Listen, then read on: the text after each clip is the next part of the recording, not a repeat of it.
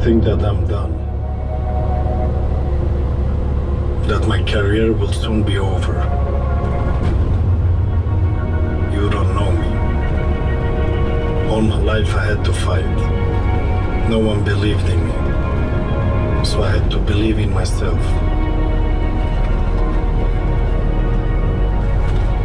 Some people wanted to break me, but they only made me stronger. Others wanted to exploit me. They only made me smarter. And now you think I'm done? To all of you, I only have one thing to say. I'm not like you, because I'm not you. I am Zlatan Ibrahimovic, and I am just warming up.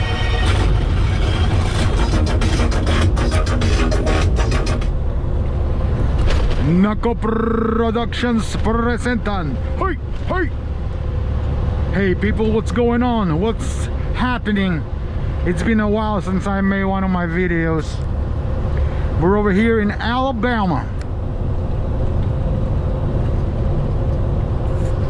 Anyways, I wanted to make a video about why I'm such a fan, and also let you know that sometimes dreams come true.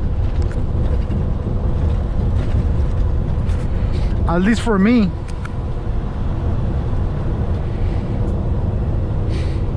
Well, I'm gonna set the record straight, and I'm gonna let you enjoy the scenery.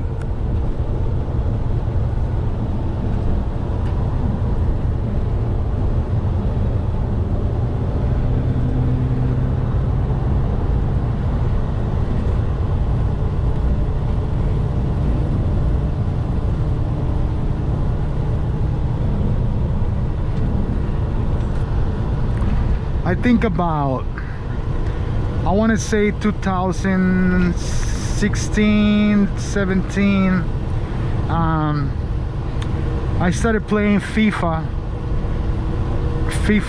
on the PlayStation 4, and you know, I always play soccer, and so it was pretty cool, because then I started learning all the names and of different players and where they play and all their stats. And I always have been Diego Maradona fan all my life. I always go for Argentina. But in 2014, when Costa Rica got to the World Cup, they were in the group that was called el Grupo de la Muerte, the death group, which is, it was Italy, England, and Uruguay. And Maradona said some stuff that really got me mad. Here, I'll show you.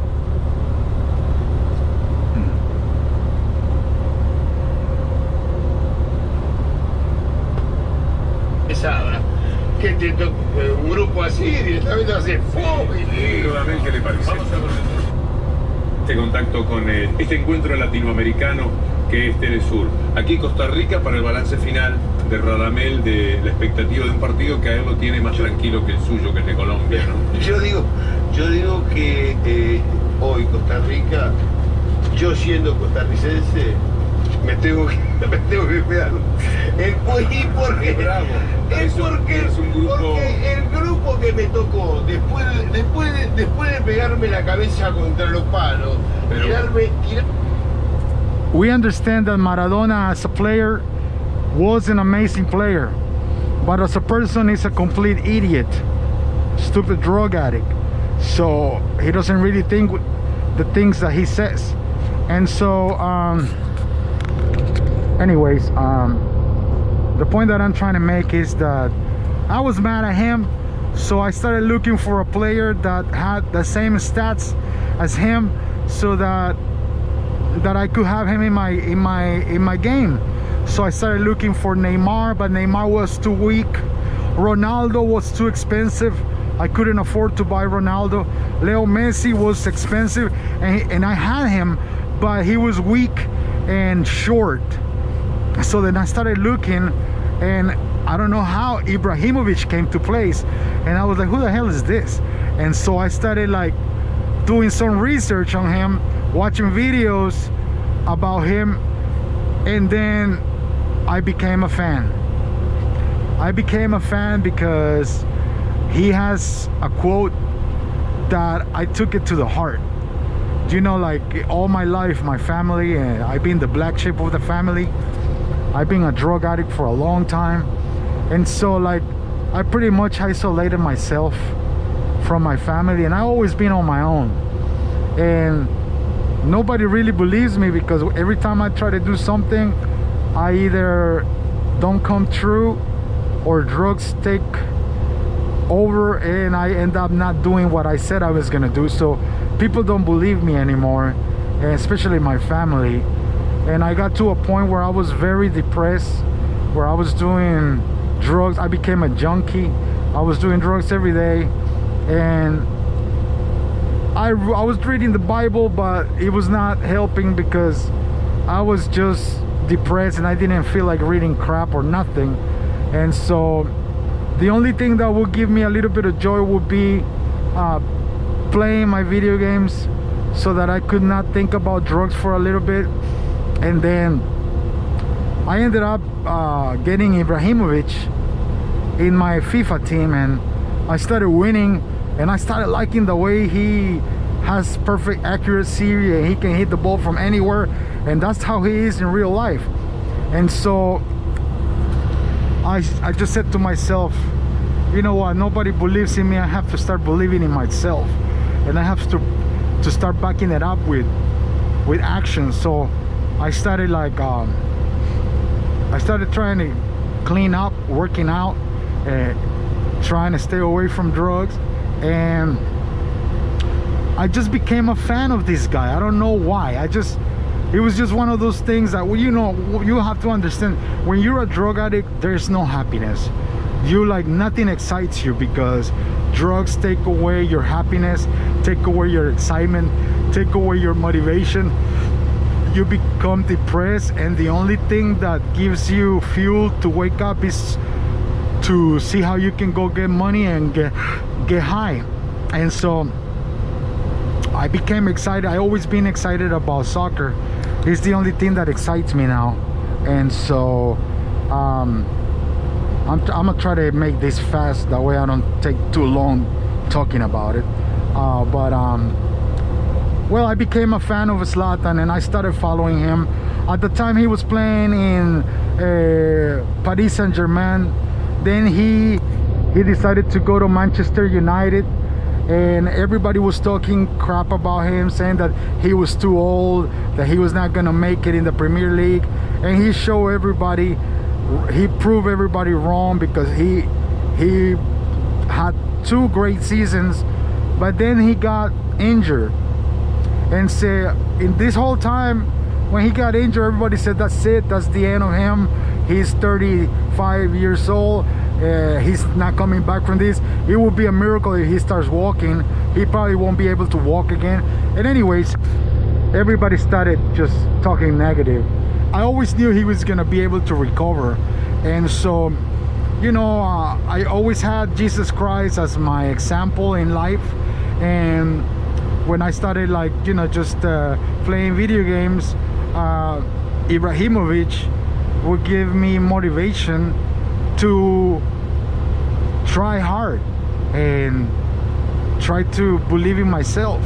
And so I started developing a habit of creating goals for myself and then accomplishing them. And I did accomplish a lot of goals. And then I said to myself, you know what, instead of wasting money on drugs and messing up my body, let's save some money and let's go to Europe. My dream, it had always been to go to Italy. I even tried to learn Italian so that when I would go there, I would be completely fluent.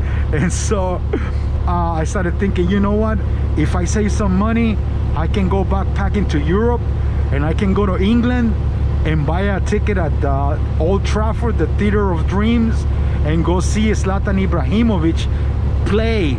And that would be the best of the best. I would be able to see him play live, and I would be in England. I would be with my Manchester United jersey. So that was my plan. So I started working on it, and I started telling God, God, please help me keep my goals so that I don't go back to getting depressed and doing drugs.